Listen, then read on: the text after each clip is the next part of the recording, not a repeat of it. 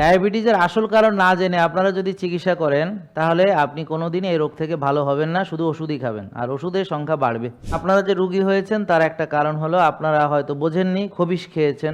ওষুধ খেয়ে ডায়াবেটিস ভালো হলে তো সবাই আপনারা সুস্থ হয়ে যেতেন কবে।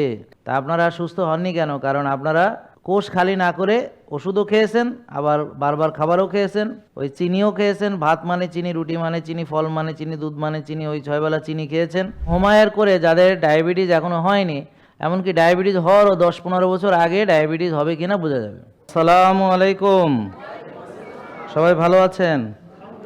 আলহামদুলিল্লাহ, আলহামদুলিল্লাহ। আল্লাহর দরবারে আমরা লাখো কোটি শুকরিয়া আদায় করি আলহামদুলিল্লাহ যে আমরা এই পৃথিবীতে এসেছি, তিনি আমাদেরকে এই পৃথিবীতে পাঠিয়েছেন এবং তার সঙ্গে আমার সাক্ষাৎ হবে ইনশাল্লাহ।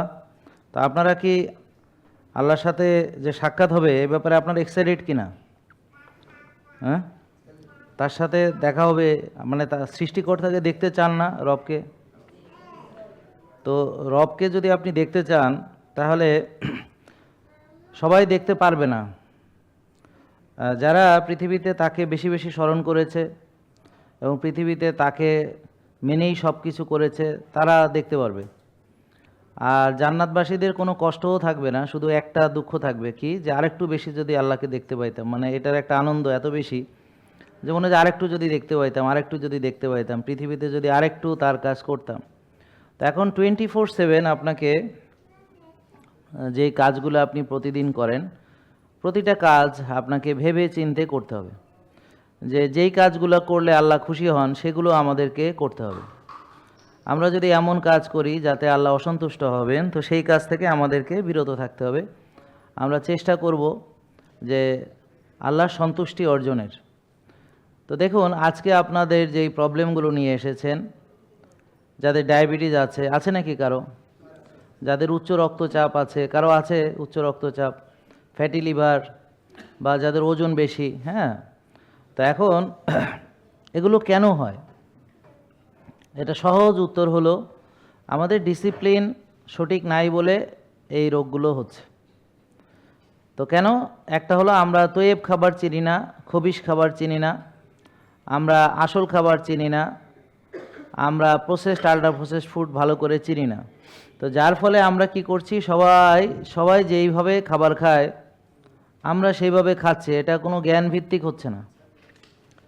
জ্ঞানভিত্তিক মানে হলো যে এই খাবারটা আপনার জন্য কল্যাণ কিনা এটা ভেবে তারপর খাবার গ্রহণ করা। আল্লাহ তাআলা আমাদেরকে বলেছেন যে আমরা যেন আমাদের খাবারের দিকে দেখি, অর্থাৎ দৃষ্টি দেই, যেন আমরা বোঝার চেষ্টা করি এই খাবারটা আমার জন্য উপযুক্ত কিনা। তাহলে কোরআনের আলোকে আমাদের খাবার নিয়ম হচ্ছে হালাল তৈব খেতে হবে। কি খেতে হবে বলেন? এখন আপনি যদি হালাল তৈব না চেনেন তাহলে তো আপনি আলেম হয়েও খবিশ খাবার খাবেন না বোঝার কারণে। যেমন তার একটা জ্বলন্ত উদাহরণ হলো কি, যে আমরা মসজিদে কি খাই? জিলাপি খাই, অথবা নিমকে খাই, মিষ্টি খাই, যেটাই খাই। তা এখন এই খাবারটা কি নিকৃষ্ট নাকি উৎকৃষ্ট সেটা আমরা কখনো ভাবিনি। তাইলে খবিশ খাবার ব্যাপারে কোরআনে কি বলা হয়েছে? যে আমরা যেন খবিশ থেকে বিরত থাকি, আমরা যেন তৈয়েব গ্রহণ করি। তা আল্লাহ যদি আমাদের তৈয়েব খেতে বলে আর আমরা যদি খবিশ খাই, তাহলে সেটা আমাদের জন্য মঙ্গল হওয়ার কথা না, নাকি? কথা মঙ্গল হওয়ার কথা? তা এখন আপনারা যে রুগী হয়েছেন তার একটা কারণ হলো আপনারা হয়তো বোঝেননি, খবিশ খেয়েছেন। এটা গেল একটা কারণ। আর একটা কি? তাহলে আচ্ছা, তৈয়েব আর খবিশের পার্থক্য সহজ করে বুঝলে এরকম, যে যেই খাবারগুলো পৃথিবীতে আদিকাল থেকেই ছিল প্রাকৃতিকভাবেই, যেগুলো পাওয়া যেত, যখন ফুড ইন্ডাস্ট্রি ছিল না, ড্রাগ ইন্ডাস্ট্রি ছিল না, তো জমিতে প্রাকৃতিকভাবে যে ফসলগুলো তৈরি হতো, বুঝতে পারছেন, সেগুলো ছিল আমাদের জন্য তৈয়েব। যেগুলো যেমন ভার্জিন ল্যান্ড, যেখানে কোনো কেমিক্যাল দেওয়া হয়নি, আদি জাতের ধান, ঢেকি ছাটা, হ্যাঁ, এই ধরনের। আর এখন আমরা খাচ্ছি হাইব্রিড, তারপর হচ্ছে কেমিক্যাল ফার্টিলাইজার, পেস্টিসাইড দ্বারা উৎপাদিত, এটা জেনেটিক্যালি মডিফাইড। আমাদের খেতে হবে নন জিএমও প্রাকৃতিক, কিন্তু আমরা খাচ্ছি হচ্ছে জেনেটিক্যালি মডিফাইড, তারপর কেমিক্যাল ফার্টিলাইজার, পেস্টিসাইড দ্বারা উৎপাদিত। এছাড়াও আছে আর্সেনিক, আছে গ্লাইফোসেট, আছে জমিতে আছে হেভি মেটাল। তো এগুলো আমরা আবার কি হচ্ছে, মিনিকেট মানে বাজারে বিক্রি হচ্ছে, বা অন্যভাবে কি নাজিশা নামে বিক্রি করছে অনেক কিছু, আসলে ঘটনা একই। ওই কোনোটা পলিশিং করে, কোনোটা আপনার কাটিং করে, ওই একই জিনিসে বিভিন্ন নামে বিক্রি করে মানুষের থেকে টাকাও হাতায় নিচ্ছে, আপনারাও এটা খেয়ে যাচ্ছেন। আর খেয়ে রুগী হচ্ছেন সবাই। ঘরে ঘরে এখন ওষুধ আছে কি না? তাহলে ওষুধ কারা খায়? যাদের রোগ আছে। তাহলে আপনাদের ঘরে যত ওষুধ আছে ততই রোগ আছে। তাহলে সবার ঘরে ঘরে ওষুধ আছে, তাহলে সবার ঘরে ঘরে রুগীও আছে। তাহলে এই রুগীগুলো কি করে হলো?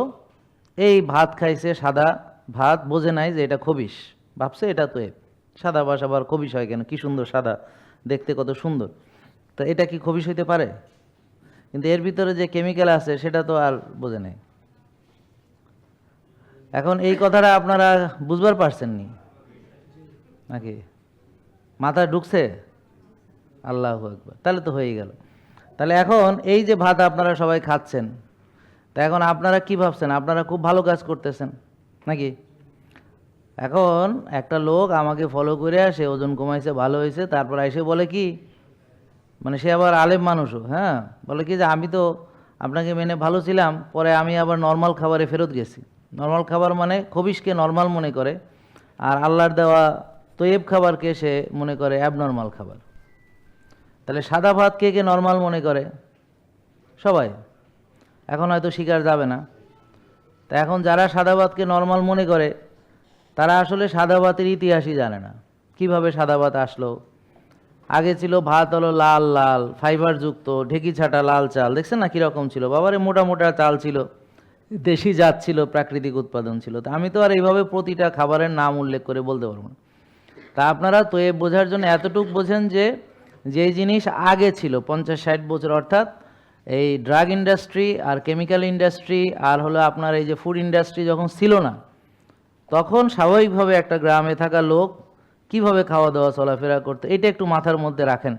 যাদের ডায়াবেটিস ছিল না, উচ্চ রক্তচাপ ছিল না, ফ্যাটি লিভার ছিল না, হার্ট অ্যাটাক ছিল না, ব্রেন স্ট্রোক, প্যারালাইসিস ছিল না, তখন ছিল জীবাণু ঘটিত রোগ, কি ইনফেকশাস ডিজিজ, হয়তো ডায়রিয়া, ম্যালেরিয়া, কলেরা ইত্যাদি, নিউমোনিয়া, নাকি বুঝেন নাই?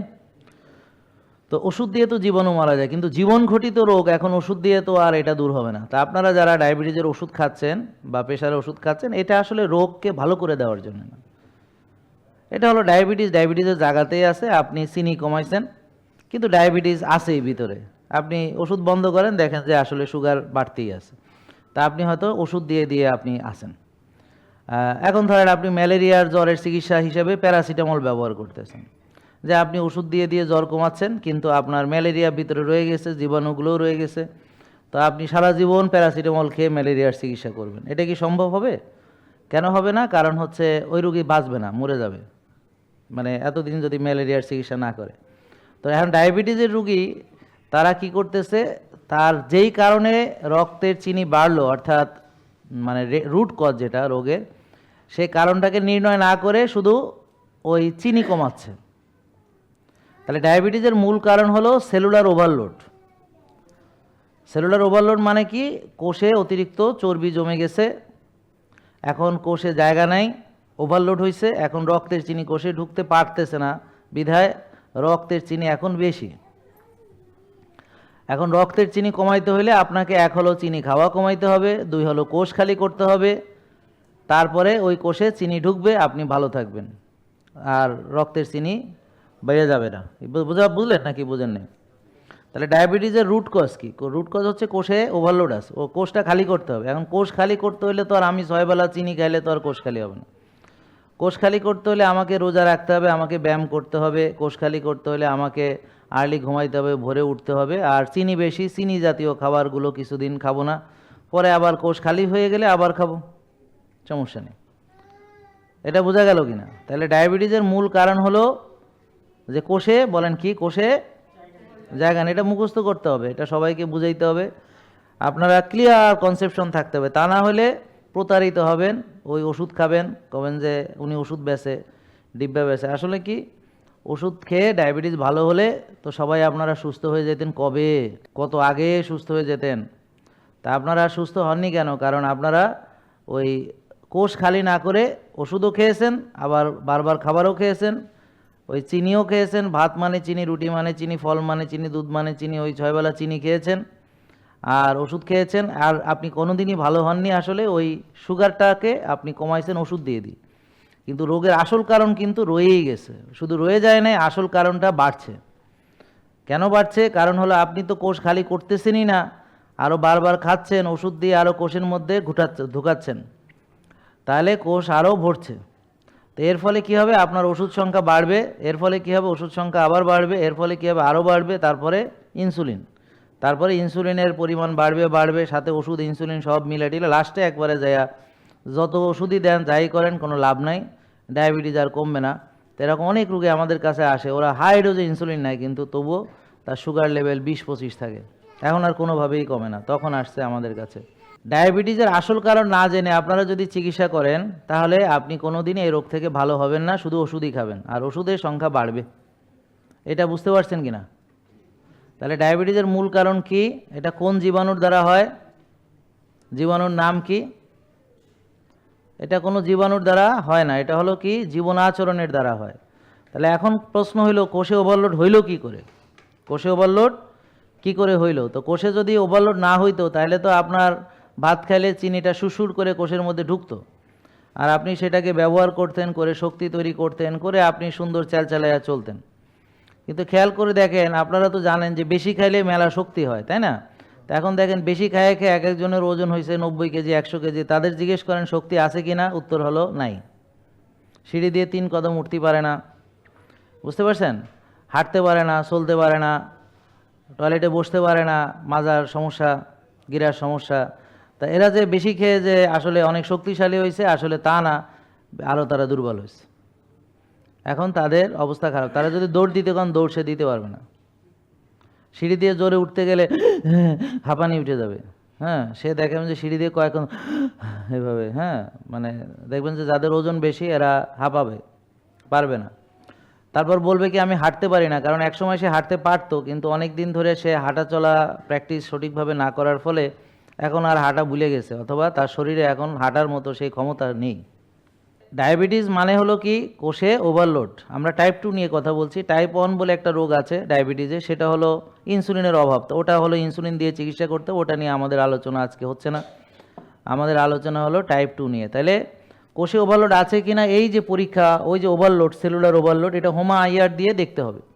তা আপনাদের আজকে যাদের যাদের ডায়াবেটিস নাই হাত তোলেন, তো যাদের নাই তারা দেখবেন যে আপনার হোমা আইআর কত। তো যদি দেখেন যে আপনাদের হোমা আইআর 2 বা তার বেশি আছে, তাহলে ভিতরে ভিতরে আপনার ডায়াবেটিস এখন হয়ে গেছে, আসলে আপনি জানেন না, সেটা গুপ্ত অবস্থায় আছে। এখন এই গুপ্ত ডায়াবেটিসকে আমরা বের করে নিয়ে আসতে পারি শুধু একটা পরীক্ষা করে, সেটা হলো হোমা আইআর। এবং হোমা আইআর করে যাদের ডায়াবেটিস এখনও হয়নি, এমনকি ডায়াবেটিস হওয়ারও 10-15 বছর আগে ডায়াবেটিস হবে কিনা বোঝা যাবে। তাহলে পৃথিবী এখন অনেক অ্যাডভান্স হয়ে গেছে, মানুষ এখন অনেক অ্যাডভান্স হয়ে গেছে, কিন্তু আপনারা পিছে পড়ে আছেন, আর আপনাদের সেই ডাক্তাররা মান্দাতা আমলে পড়ে আছে। তো আসলে পৃথিবী যেভাবে পরিবর্তন হচ্ছে, ওরা আসলে আমি যেটা বুঝতেছি, ওরা টিকতে পারবে না সামনে, যদি আপনারা সচেতন হন এবং আপনাদের নলেজ যদি বাড়ে, আর আপনারা যদি পৃথিবী সম্পর্কে খোঁজখবর রাখেন।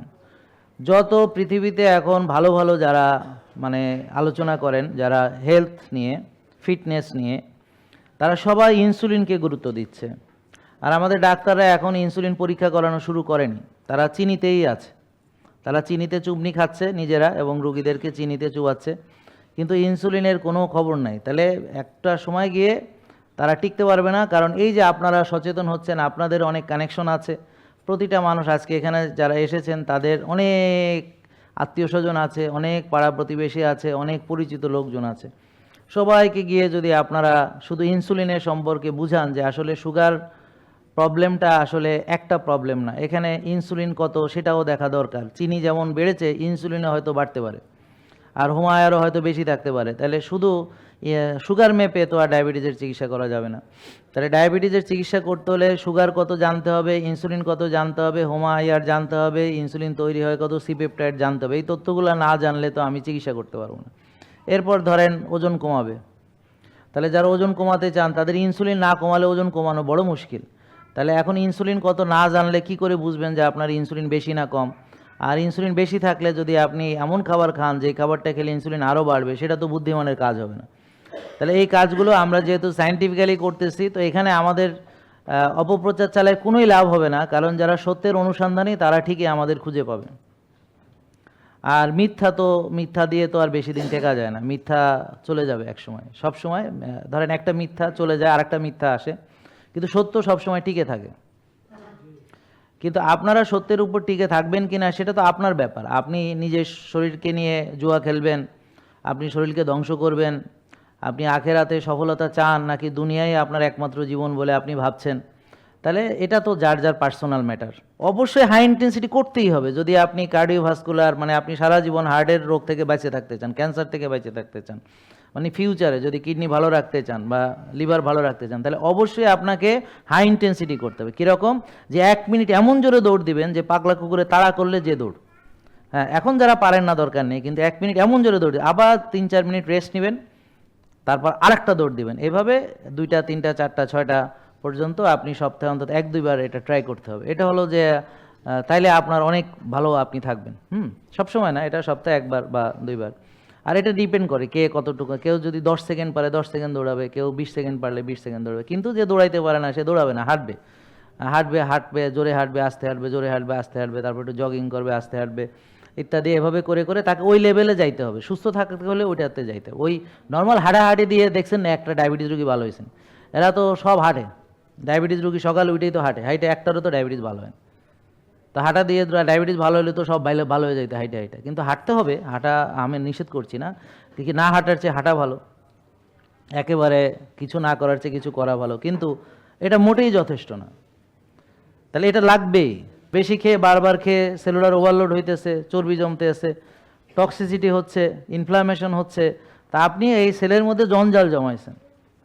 কিভাবে জমাইছেন? ওই যে বেশি খাইছেন, বারবার খাইছেন, ব্যায়াম করেন নাই, টেনশন করছেন, রাত জাগছেন, অনিয়ম চলছেন, এইভাবে এইটাই রোগ হিসেবে, ডায়াবেটিস হিসেবে আসবে, ফ্যাটি লিভার হিসেবে আসবে, তারপর হার্ট অ্যাটাক হিসেবে আসবে, ব্রেন স্ট্রোক হিসেবে আসবে, নার্ভ নষ্ট হিসেবে আসবে, মাজা ব্যথা হিসেবে আসবে, গিরা ব্যথা হিসেবে আসবে, হাত পা জ্বালা পড়া হিসেবে আসবে, পুরুষত্ব নষ্ট হয়ে গেছে সেই হিসেবে আসবে, নারীত্ব নষ্ট হয়ে গেছে সেই হিসেবে আসবে, ইডির প্রবলেম নিয়ে আসবে, পিসিওডির প্রবলেম নিয়ে আসবে, পুরুষরা হবে ইডি, মেয়েরা হবে পিসিওডি।